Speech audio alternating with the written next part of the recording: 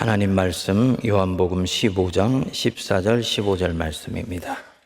너희는 내가 명하는 대로 행하면 곧 나의 친구라. 이제부터는 너희를 종이라 하지 아니하리니 종은 주인이 하는 것을 알지 못함이라.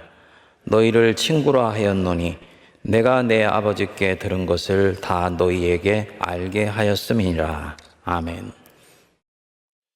제가 지난주 특별 새벽기도회를 하면서 그 스탠리 하워와스의 덕과 성품 책에 나오는 14가지 성품 중에 6개를 여러분들하고 살펴봤습니다.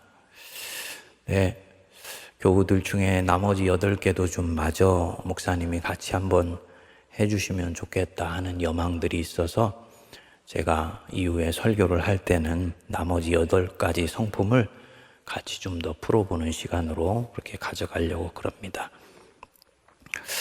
이번 주 화요일에 국민일보사에서 개최하는 그 포럼이 있었습니다. 포럼의 제목이 AI 시대 위기인가 기회인가 라는 제목이었습니다. 저는 AI의 위험성에 대해서 좀 더 선지자적인 목소리를 많이 듣고 싶었는데 그러지 못한 아쉬움이 있었습니다만 이 포럼을 통해서 제가 하나 배운 것이 있습니다. 인간이 AI에게 무한 판단 지능, 그거를 Artificial Generative Intelligence라 그러는데요. 스스로 생각하고 판단하고 결정해버리는 기능만 부여하지 않으면 인류가 공멸하는 일은 없을 것이고 이후의 시대는 AI와 인간이 공존하는 시대가 올 것이다. 그런데 그렇게 될수록 인간됨의 의미가 굉장히 중요한 시대가 온다는 것을 알게 되었습니다. 내가 AI가 아니고 인간으로 산다는 것이 무엇을 의미하는 것인지, 또 참된 인간됨이 무엇을 뜻하는 것인지를 정말 깊이 깨달아 알면서 이런 것들이 소중해지는 시대가 오겠구나 하는 생각이 들었습니다. 이런 면에서 보면 우리가 이 AI 시대의 초입에 인간답게 사는 것의 기본 덕성을 살펴보는 것은 의미가 있다고 봅니다. 물론 우리는 지금 그리스도인으로서 살아가기라는 제목으로 살펴보고 있습니다만 인간답게 사는 것과 그리스도인으로서 사는 것은 직결되어 있습니다. 가장 그리스도인답게 살아가는 것이 가장 인간답게 살아가는 것입니다. 가장 거룩한 것과 가장 인간적인 것은 서로 연결되어 있기 때문입니다. 현대 물질 문명의 시대에 와서 인간은 인간 자신이 본래 가지고 있는 엄청난 잠재력과 가능성, 아름다운 면모를 자꾸 유실해 가고 있습니다. 그래서 인간이 동물처럼 생존을 위해서 살아가는 존재가 되어버리기도 하고 또 목적을 위해서 살아가는 기계나 도구 같은 수단이 되어버린 측면들도 많이 있습니다. 그러다 보니까 서로가 서로를 소외시키고 또 서로 같이 있으면서 힘을 북돋아주는 것이 아니라 서로에게 상처를 주고 심지어는 씻을 수 없는 아픔을 주는 경우들도 많이 있습니다. 무슨 뜻이겠습니까? 어느 순간부터인지 우리는 사람과 사람으로 같이 있고 또 함께 있으면서 행복할 수 있는 법을 잃어버렸다는 것입니다. 이 우정이라는 것은 사실 사람이 서로 같이 잘 지내고 같이 있으면서 행복할 수 있게 해주는 품성이에요. 현대에는 이 우정을 맺고 친구로 같이 지내는 것이 정말 힘듭니다. 우정이 공통으로 가지고 있는 어떤 이익이나 유익이나 즐거움을 추구할 때는 우정관계가 형성되는데 관심사가 달라진다든지 공통으로 추구하는 어떤 용도에서 벗어나기 시작하면은 친구 관계가 거기서 끝이 납니다.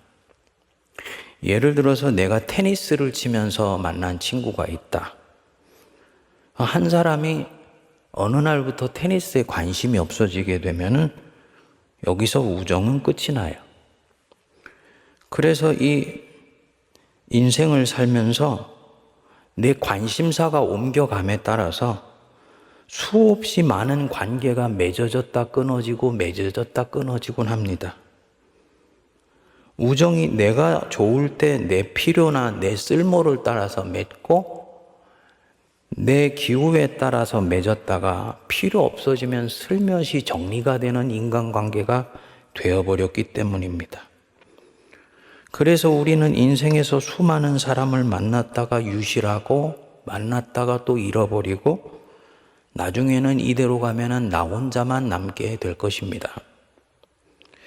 속상한 것은 가만히 살펴보니까 교회에서도 이런 현상이 반복되고 있다는 거지요. 초등학교, 중학교, 고등학교 때 만난 친구는 지금도 만나요. 여러분들도 그러시죠? 저도 지금도 초등학교, 중학교, 고등학교 친구들은 만나요. 다 만나는 건 아니지만 그 중에서 몇 친구들은 계속 만나요. 그런데 교회에서 만난 사람은 우정관계로 오래 가는 것이 어렵습니다. 이상해요. 가장 우정관계를 맺기 쉽고 또 맺은 관계는 오래오래 갈 것 같은데 이 교회 안에서 잘 만나다가 관계가 틀어지고 서로 너무너무 친한 것 같았는데 그 사람 중에 한 사람이 교회를 떠나면 관계가 끊어지고 뭐 이런 일들이 생기는 것입니다. 우정이 수명이 대단히 짧다는 거지요. 이 하워와스가 덕과 성품 책에서 이렇게 되는 현대인들 안에 있는 이유 하나를 설명해 주는 단초를 제공해 줍니다. 그가 이렇게 얘기합니다. 아리스토텔레스에 따르면 오래가는 우정이 있다는 겁니다. 뭐냐? 덕에 대한 사랑을 공유하면 그 덕에 대한 사랑을 공유하는 사람은 우정이 오래 간다는 거예요. 무슨 뜻이냐면요. 이 덕이라는 것은 고대 그리스나 로마 사회에서는 굉장히 소중한 인간의 가치였어요. 이 덕을 추구하는 것은 변치 않는 것이고 숭고한 것이고 아름답고 심지어는 영원한 가치를 갖고 있는 것이었습니다. 사랑, 자비, 소망, 숭고하고 영원한 가치를 갖고 있는 것이었어요. 아름다운 것이. 그래서 이렇게 영원하고 숭고한 것을 두 사람이 동시에 같이 사랑하게 되면 거기서 맺어진 우정은 오래 간다는 거지. 그러면 교회에서 그리스도인만큼이나 영원하고 숭고한 가치를 추구하는 사람들이 있을까요? 우리 그리스도인들은 하나님을 사랑하기 때문에 만나서 서로 삶을 부대끼면서 살아가고 같이 웃고 운단 말입니다. 그럼 이 우정은 세상의 그 어느 우정보다도 오래 가야지 정상입니다. 그런데 교회에서 가진 우정은 오래 가지를 못한다. 우리가 맺고 있는 인간관계는 20년, 30년, 심지어는 40년을 같이 있어도 피상적인 인간관계에 머무르는 것 같다. 무엇을 말하겠습니까? 부정하고 싶지만 우리는 다른 동기로 지금 만나고 있을 가능성이 대단히 높다는 것을 말하는 거지. 하나님을 사랑하기 때문에 친구로 만난다고 하지만 사실은 다른 이유로 친구 관계로 만나기 쉽다. 나하고 신앙의 코드가 같거나 또 나하고 지금 같은 교회를 다니고 있기 때문에 만나거나 또 같은 문화나 정서를 공유하기 때문에 만나거나 비슷한 신앙의 가치관을 갖고 있기 때문에 마음을 열거나 또 왠지 저 사람을 보면 호감이 가니까 내 마음을 열고 우정 관계로 같이 그리스도 안에서 보고 싶다든지 이런 것 등등입니다. 그리고 이런 것들이 만일에 다르면 하나님을 분명히 사랑한다고 하지만은 서로 친구 관계가 되기가 어려워요. 심지어는 싸우기까지 합니다. 솔직히 그만큼 우리가 맺는 우정은 이기적이지는 않을지라도 자기중심적이라는 뜻이죠. 그래서 우리 그리스도인들도 세상 사람들만큼이나 쉽게 우정관계가 끊어지는 거예요. 나하고 잘 맞는 줄 알았는데 어느 날 보니 아닌 것을 알게 된다든지, 내 즐거움이나 내 유용성에서 멀어지게 되었다든지, 같이 교회를 다닐 때는 정말 가까웠는데 교회를 떠나게 되면서부터는 그동안에 같이 가졌던 아름다운 우정은 별로 중요한 것이 아니게 되어버린다든지 이런 경우들이 생기면서 우정이 거기서 끝이 납니다. 여러분, 어떻게 하면 그리스도인들이 수명이 긴 우정을 가지고 있으면서 인간관계 속에다 보다 풍성하고도 행복한 삶을 가져갈 수 있을까요?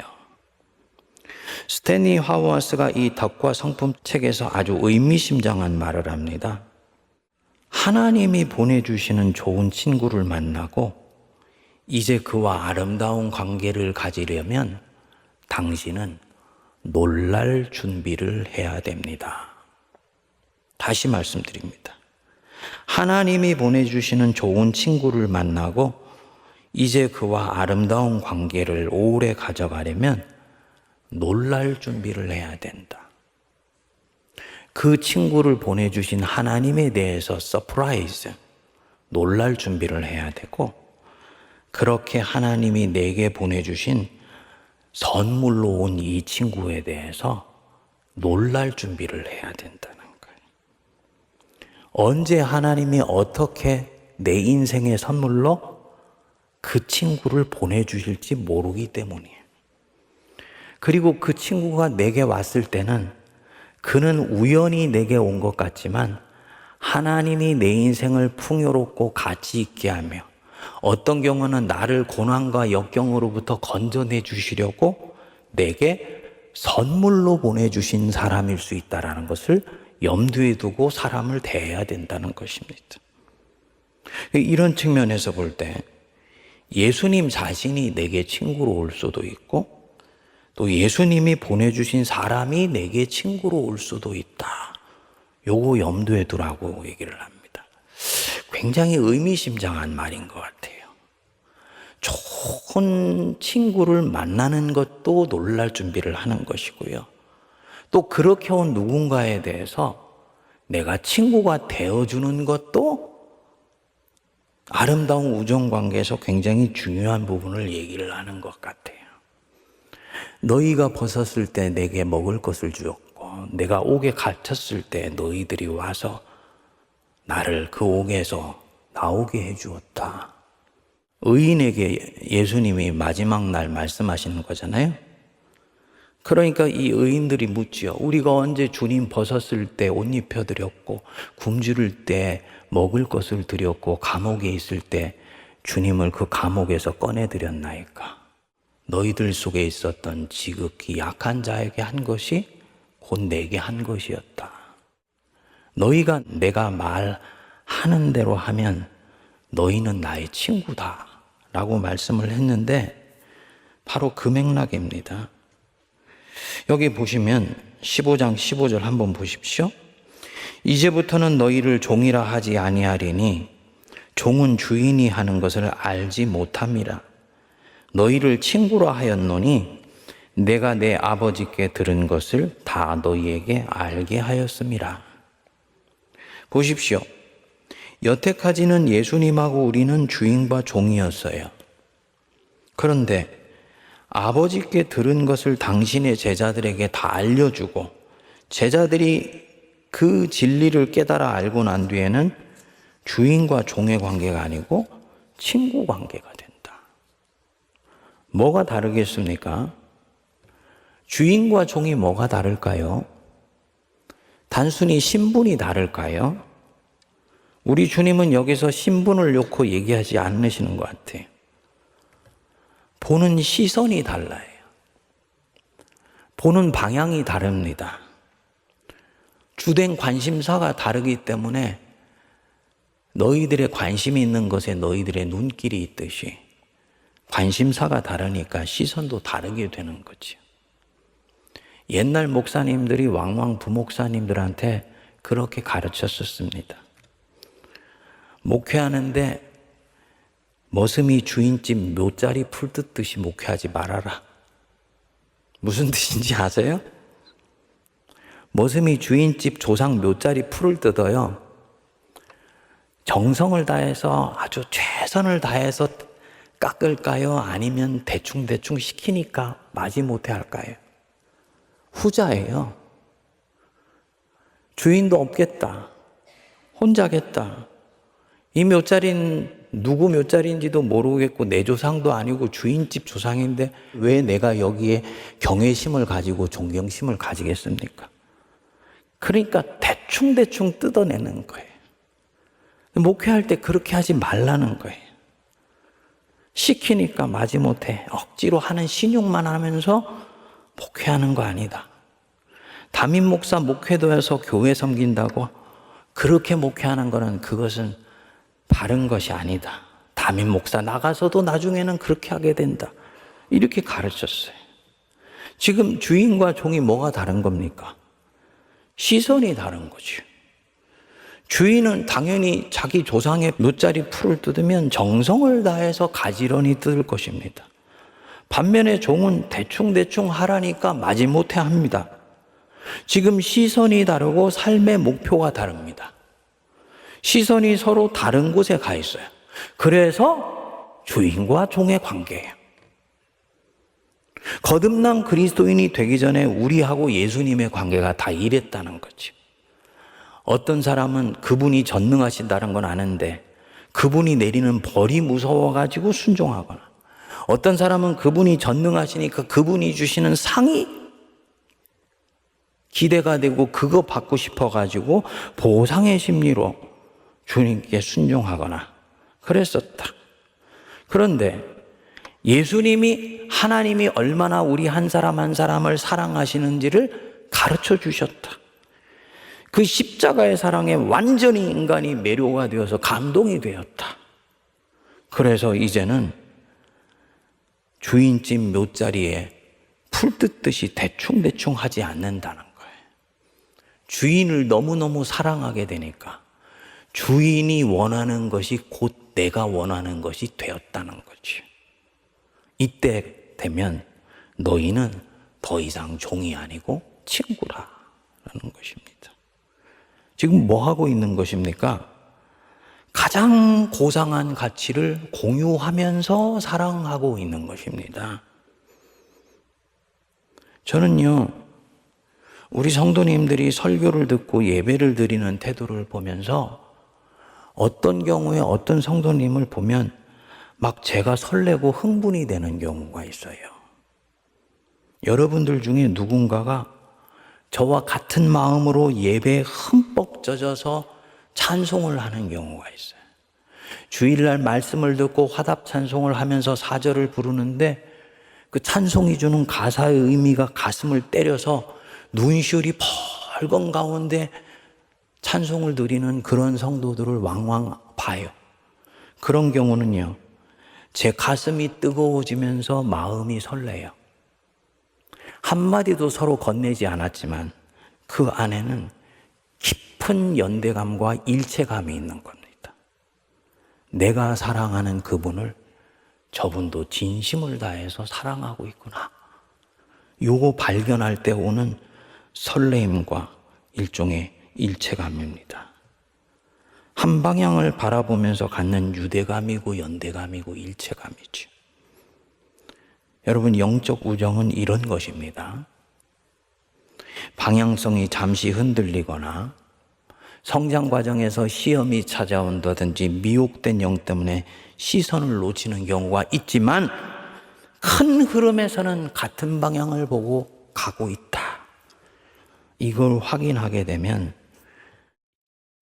그 사람과 나는 오래오래 우정을 가지고 갈 수 있는 거예요. 이런 우정을 맺은 사람이 아시는 대로 다윗과 요나단입니다. 두 사람의 우정에서 그런데 제가 더 귀하게 보는 사람은 다윗이 아니고 요나단이에요. 왜냐? 우정이라는 것은 동등 관계입니다.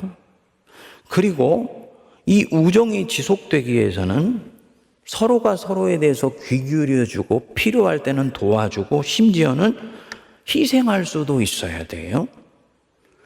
근데 요나단의 경우에는 다윗과 그런 동등한 우정을 맺을 필요가 없습니다. 자신은 왕의 아들이고 다윗은 왕의 부하예요. 우정으로 보면 다윗은 요나단과의 우정에서 잃을 게 없어요. 하지만 이 우정을 정말 소중히 여기면 요나단은 잃을 것이 많을 수도 있어요. 무엇보다도 세상적으로 말하면 다윗은 요나단의 경쟁자예요. 자신의 왕위를 위협할 수도 있는 사람이에요. 그런데 요나단이 이 다윗과 친구가 돼요. 요나단이 다윗을 끔찍히 사랑했습니다.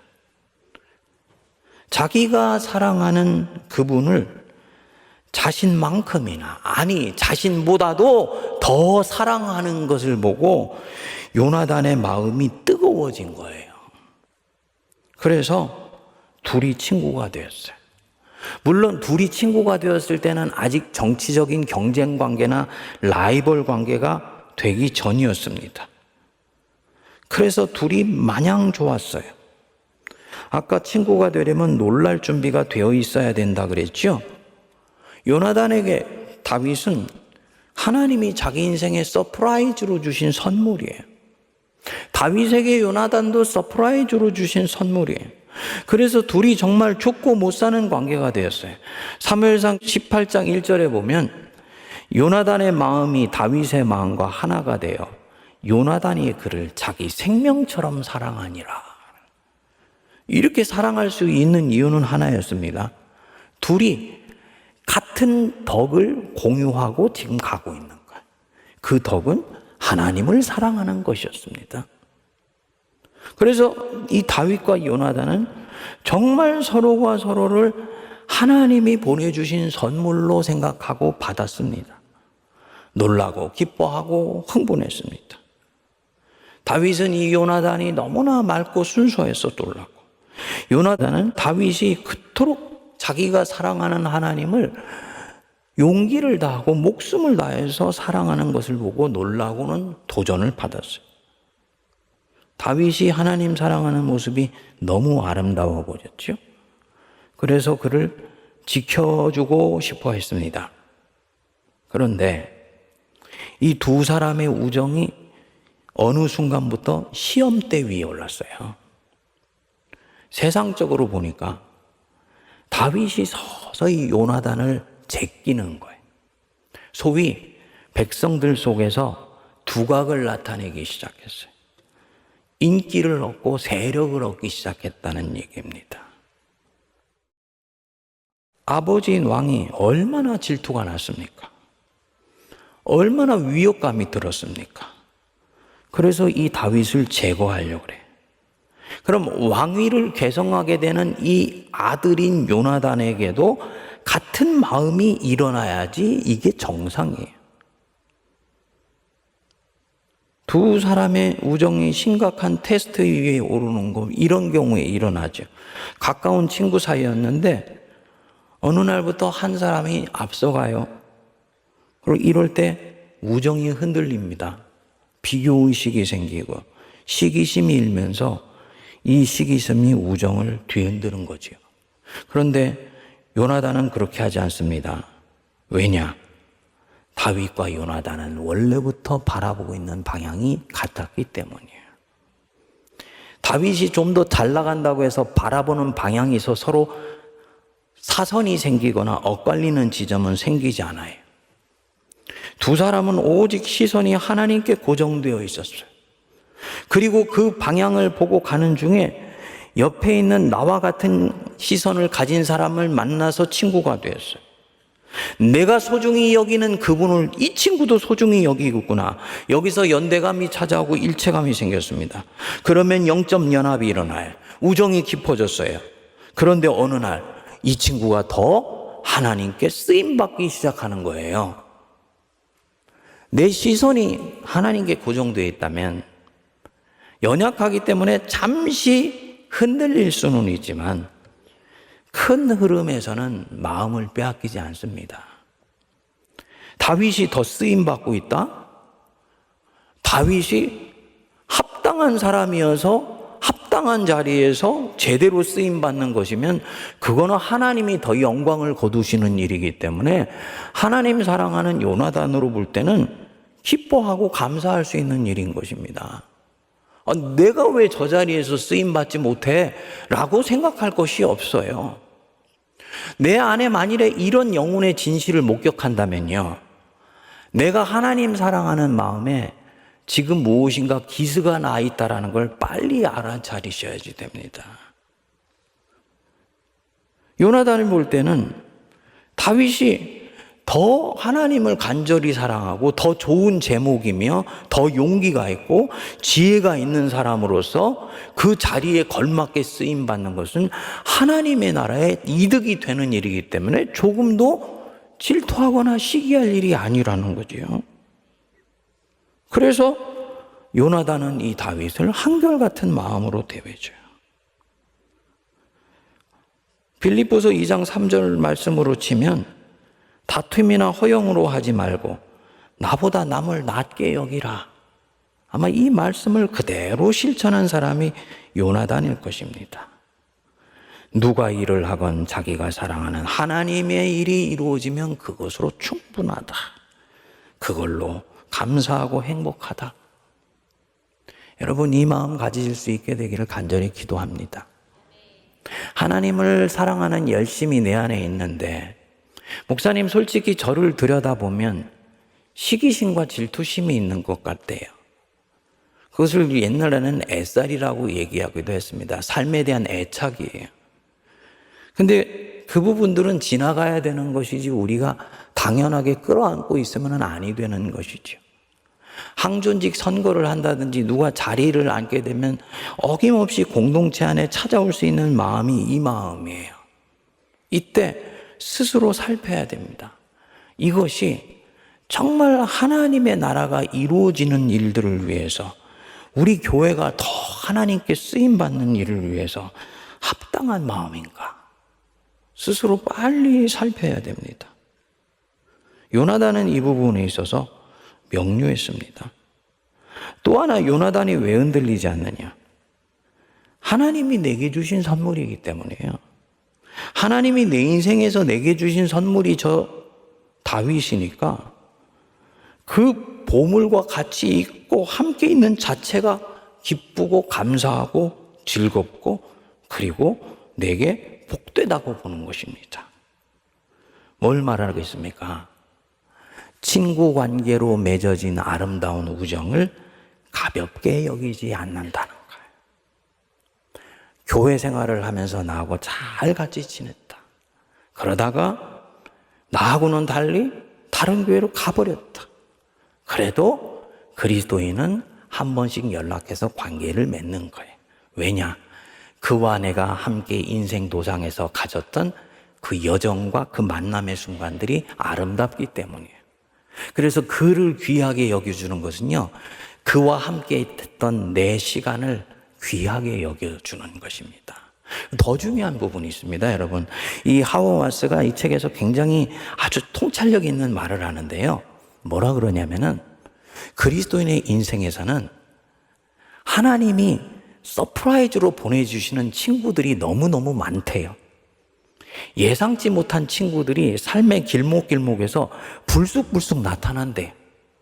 그래서 낙심한 나를 용기를 주기도 하고 공경에 빠진 나를 도와주게 만들기도 하고, 그리고 그 친구의 위로와 도전과 기도가 없었다면 그 구렁텅이를 빠져나올 수 없는, 그리고 시간이 지나면서 이 친구는 자기의 길로 가고 나는 내 길로 가는 이런 경우가 굉장히 많다는 거예요. 그래서 그리스도인의 인생 속에서는 하나님이 주시려는 친구라는 다양한 선물들이 이때까지도 엄청 많았고 앞으로도 수없이 기다리고 있다. 묵상하면서 있는데 흥분이 되더라고요. 예. 우리 오늘 설교 듣는 우리 성도님들이 제 인생 도상에서 만난 제 친구들인 줄로 믿습니다. 우리 여기 김 장로님, 원 장로님, 여기 옆에 있는 우리 김 장로님 제 친구인 줄 믿습니다. 아멘 안 하시는 건 뭐예요? 친구라는 게 뭐겠습니까? 그렇죠? 저분은 내 연약함을 위해서 기도해 줄 수 있고, 내가 교만할 때는 나에게 겸손하게 나의 약점을 보게 해줄 수 있고, 무엇보다도 내가 상심하고 있을 때는 위로해주고 격려해줄 수 있는 하나님이 보내주신 선물이라는 거예요. 서로가 서로에게 그런 관계가 그리스도인의 관계라는 거예요. 그랬다가 하나님이 인도하시는 여정이 달라져서 A는 동쪽으로 가고 B는 서쪽으로 갈 수 있어요. 그렇지만요, 내 인생이 소중한 것만큼 이때 만난 이 친구를 귀하게 여겨줘서 계속 관심 갖고 기도해 주는 거. 그래서 그리스도인에게 있어서는 인생이 굴러가면 굴러갈수록 친구도 많아지고, 친구가 많기 때문에 그를 위해서 기도해 줄 사람도 많아지고 의지할 사람들도 많아지는 것이 지극히 당연하고 이것이 주님이 주신 축복이에요. 생각해 보면서요, 오늘 이 말씀을 묵상하는데 친구가 아니었는데 친구가 되어준 분이 있었구나 하는 분이 생각이 났어요. 전에 여러분들한테 한번 설교를 한 적이 있는데 G2에서 만났던 제 지도 교수님이세요. 그분은 교수님이에요. 시니어 프로페서고 학과장이고 조직신학과에서 탑이에요. 저는 한국에서 온 유학생에 불과해요. 그런데 제가 공부를 하는 중에 일을 과하게 벌려서 만성피로증후군에 걸리고 그것 때문에 한 학기를 휴학하면서 쉬게 된 것을 알고는요, 어느 날 저한테 전화를 해가지고 상아, 렛츠고 피크닉 하더니 그 캘리포니아에 있는 그 빅서라는 곳으로 본인이 도시락을 다 싸와가지고 차까지 직접 본인이 몰고 1시간 거리를 소풍을 같이 갔어요. 그리고는 준비해온 이 자리를 깔고 저를 지극정성으로 섬겨주면서 용기를 내고 힘을 내도록 제 옆에 있어 주더라고요. 여러분, 지도 교수가 그러면요, 유학해 보시거나 공부하신 분 알죠? 천군 만마를 얻은 것 같아. 생각해 보면 그분의 그때 그 현존이 없었다면 저는 쉽게 일어나지 못했을 수도 있다라고 생각을 합니다. 뭐냐? 그분은 하나님이 내게 보내주신 친구였구나. 하나님이 내게 보내주신 내 인생의 선물이었구나. 서프라이즈로 주신 것이었구나. 그리고 이분은 하나님이 자기를 통해서 나에게 뭘 하라고 하시는지를 빨리 알아차리고 그것에 대해서 순종한 분이었구나. 그래서 교수와 학생 사이고 소위 상하 계급 관계일 수도 있는데 교수가 기꺼이 친구로 나타나줘서 3년의 남은 기간 동안을 친구로 동반해 준 것이었구나. 친구는 발견하는 것일 뿐만 아니고 되어주는 것이다 라는 것을 알게 된 것입니다. 이번에 얘기를 들으니까 버클리에서 가르치시던 일들을 이제 다 은퇴하고 마무리를 하시고 저 아리조나의 피닉스로 목회를 하러 가셨다고 얘기를 하더라고요. 예. 여러분, 서로가 서로에게 좋은 친구가 되어줄 수 있게 되기를 축복합니다.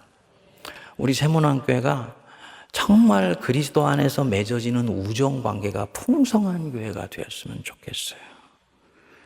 신부를 취하는 것은 신랑이나 서서 신랑의 음성을 듣는 친구가 크게 기뻐하노니 나는 이러한 기쁨으로 충만하였노라. 내 친구가 잘 되고 내 요나단이 잘 되고 다윗이 잘 되는 일이라면 나는 이러한 기쁨으로 충만할 것이다. 이 진정한 그리스도 안에서의 아름다운 우정 관계를 함께 맺어가는 우리 모두가 되기를 바랍니다. 기도하겠습니다. 하나님 아버지, 너희를 이전에는 종이라 하였으나 이제는 너희를 친구라 하니 너희는 내가 아버지께 들은 것을 다 알고 그리고 그것을 나와 함께 같은 시선을 바라보며 행할 수 있는 자들이기 때문이다. 주의 이 음성 듣게 하시고 우리 예수님의 친구로 끝까지 한 방향 바라보고 가는 우리 모두가 되게 하옵소서. 이 예수님의 친구가 되어 가는 과정 속에 또 다른 예수님의 친구를 알아보게 하시고 그가 내 앞에 온 것에 대해서 놀라게 하시고 흥분하며 설레이게 하시고 이것 때문에 주님이 내게 보내주신 이 선물, 아름다운 친구를 소중히 여기며 서로 귀히 여겨주며 세문안교회 아름다운 영적 우정관계가 충만하게 하여 주옵소서. 예수님 이름으로 기도하옵나이다. 아멘.